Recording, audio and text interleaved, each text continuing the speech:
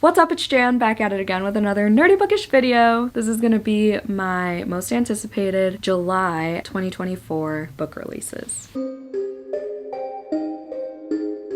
We are cozy, we are cute, we're in my bed. Cozy vibes all around. Okay, so I haven't done this in a couple months, but I figured it was a quick video to get out because, as you may have heard, I am attempting this crazy, borderline psychotic challenge at the beginning of July. So I just need something to roll out really quickly. I didn't realize that I actually do have titles that I'm excited about for July, because I know June was a big release month for me personally, but I didn't do one for that month. I thought my next big exciting month was September, but I guess July has a few too. Let me count. 1, 2, 3, 4, 15 books, which is a little bit more than usual. So let's just get on into it.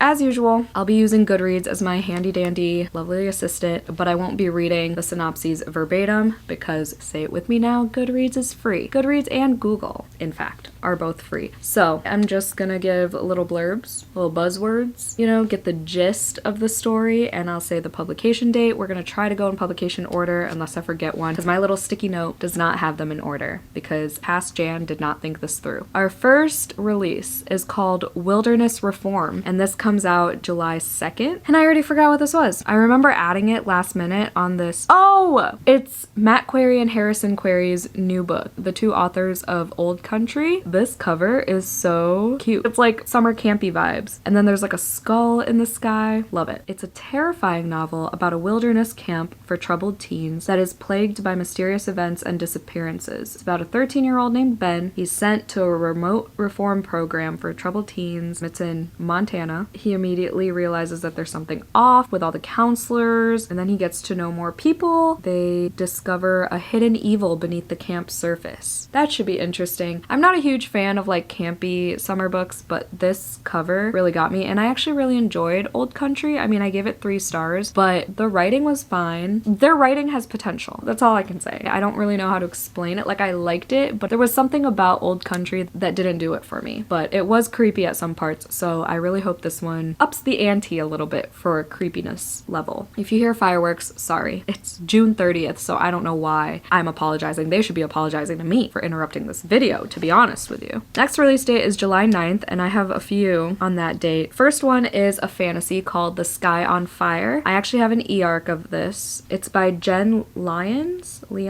It's a standalone fantasy. Ooh, I did not know that. Also, this cover looks like Air of Fire. That's questionable, but this sounds really good. Ooh, fans of Naomi Novik and Fourth Wing. I hated A Deadly Education and I hated Fourth Wing. So why was I interested in this? Probably just because of the dragons, to be honest. Our main character lives only for survival, preferring to thrive in the jungles of the deep with the Titan Drake she keeps by her side. Oh, yep, the animal companion. I love that. Saves her from capture by the local warlord. She's eager to return to solitary life. Past caught up with her. People intend to take her away to help steal from a dragon's horde. I guess I totally forgot what this was about, but I'm excited to read another dragon book. I need to add more to my archive of dragon books read that are actually good. The next one is Bury Your Gaze by Chuck Tingle, and I just read Camp Damascus for my spinner wheel / Joey chooses my TBR for the week. I'll link that vlog down below, but I now want to read everything Chuck Tingle writes for his horror. I'm not really interested in his erotica books,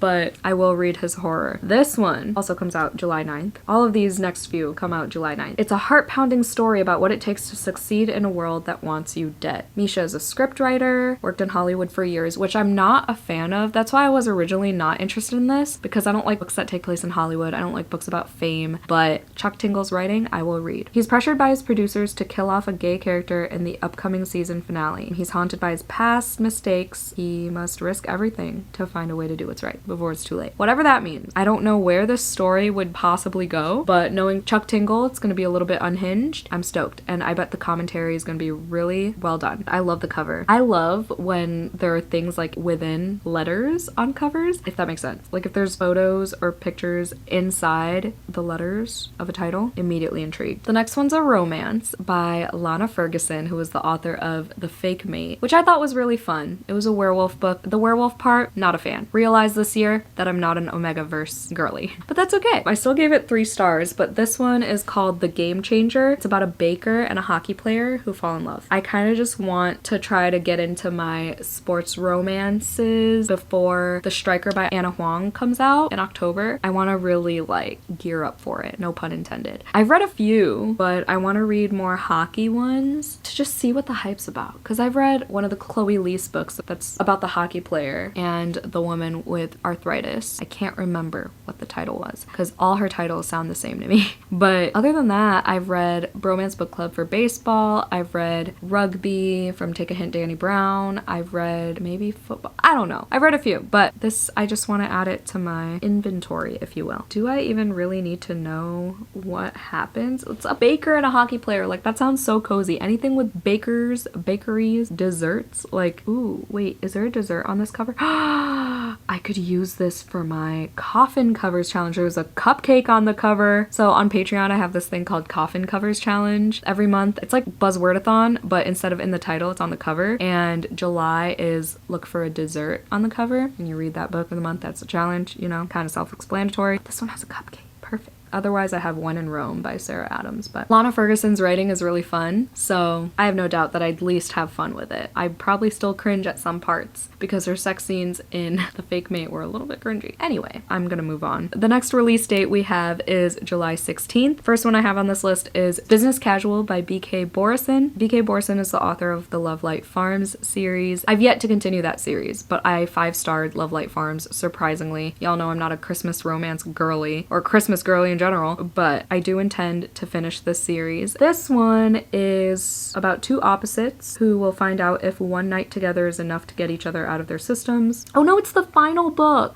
That's so sad.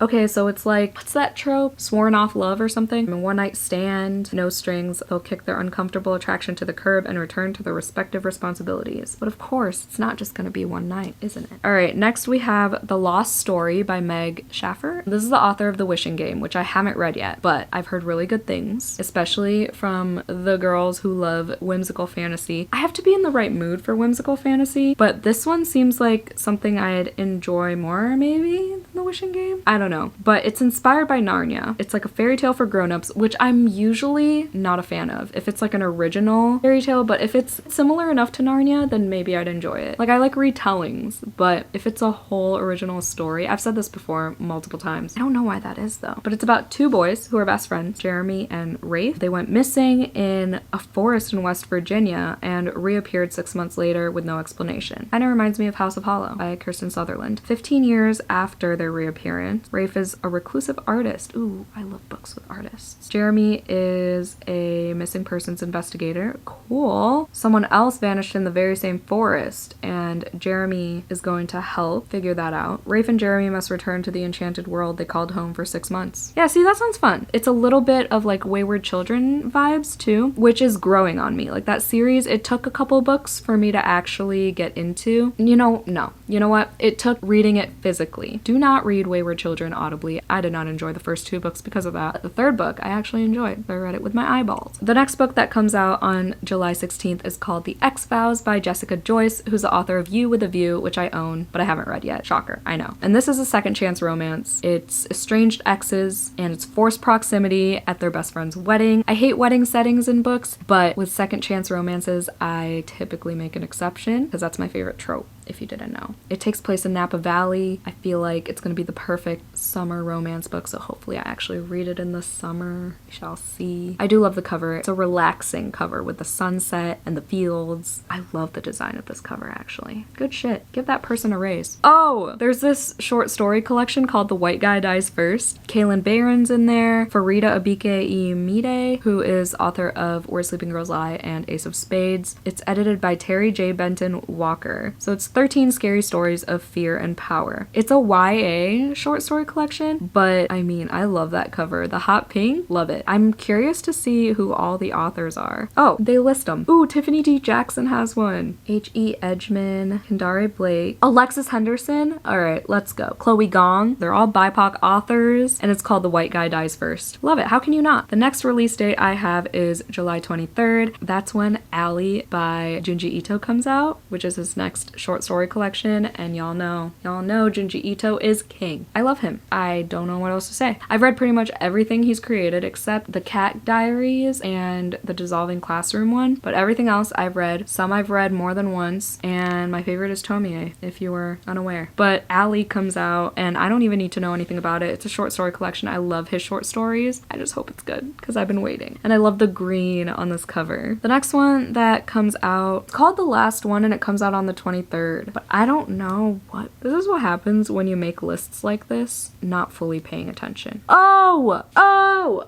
pretty cover with the spreages. Okay, I feel like some people either love or hate the word spreages, but like I'm kind of in the middle. Like I feel cringy saying it out loud, but I like shortening and combining words. Like I love wordplay, so I don't know how I feel about it. This says it's The Witcher meets N.K. Jemisin, and it's a new series by Rachel Housel Hall, who I believe is a Black author. It's about a young woman who learns the world is about to be destroyed by an evil, destructive force, herself. Her name's Kai, and she doesn't remember her life before today. She wakes up naked and voiceless in a forest. Strange beasts and creatures hunt her. Each time I fight them, I unlock new powers, seeing the glow of death, moving objects with a flick of my hand, controlling the weather. But her weakness is that the moment she touches anything else, a piece of her dies. So yeah, she's dying every day. Aren't we all? I don't know, it seems like there's a lot going on. It feels like it's one of those magic systems in worlds that aren't going to be too complicated, but at the same time there's going to be a lot going on, but not in a complex, confusing way, you know? So I'm excited for that, and I hope I get a special edition of it, because that's cute. The next book that comes out on the 23rd is called In the Lonely Hours by Shannon Morgan. This author wrote Her Little Flowers, which a publisher sent to me, but I haven't read it yet, but it sounds so good. A thrillingly modern ghost story for readers of Lisa Jewell, Megan Shepherd,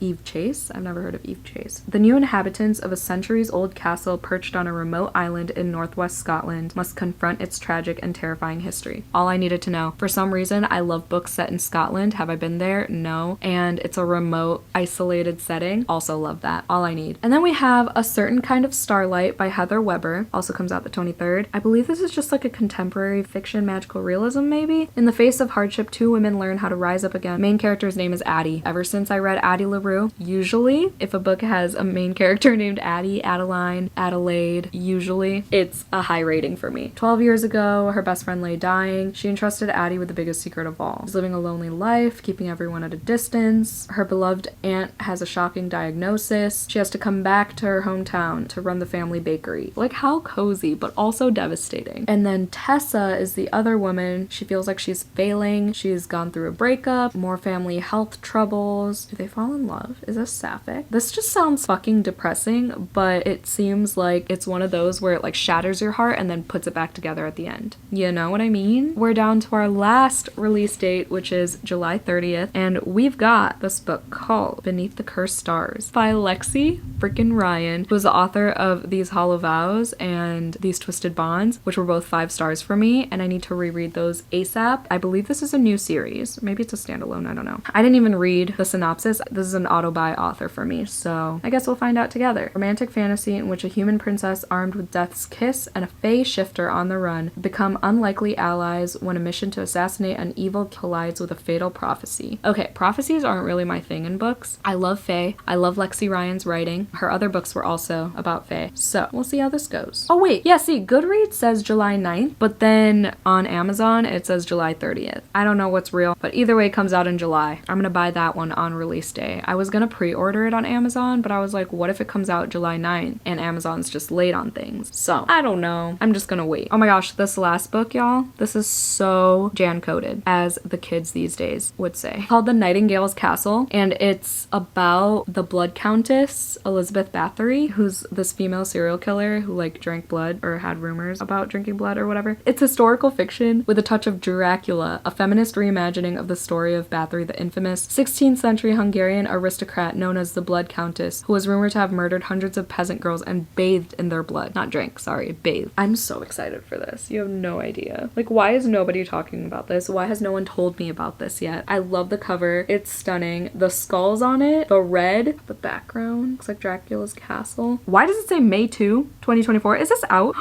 Is this out? Shut up. No, on Amazon it says pre-order. I don't know. Maybe it came out first in the UK or something. Oh my god, I forgot about the Spell Shop. The Spell Shop comes out July 9th. How did I miss that? It's literally at the top of the list. This has been on my wish list, on my radar ever since it was announced last year, because look how cozy that cover looks. Like, this is a book I'm gonna buy on release day for sure. It's by Sarah Beth Durst. It's a romantasy debut, a lush cottagecore tale full of stolen spellbooks, friendships, sweet jams, and even sweeter love. Need I say more? For real. I'm glad I forgot, so that was the best for last. Because honestly, that's the one I'm probably the most excited for, other than the Nightingales Castle, because it's, well, and Junji Ito, but that's a given. So yeah. Okay, if you made it to the end of this video, well, first of all, let me know in the comments down below if you are also excited for any of these books, or if you have any July anticipated releases that I didn't mention in this video and that you think I might enjoy, or whatever you want to comment. If you don't want to comment any of that, you can comment a purple heart emoji to represent the Spell Shop's pretty pages to let me know you reached the end of this video. Thank you so much for watching. Hope you had a 5-star day. Don't forget to do some self-care, and I'll see you in my next one.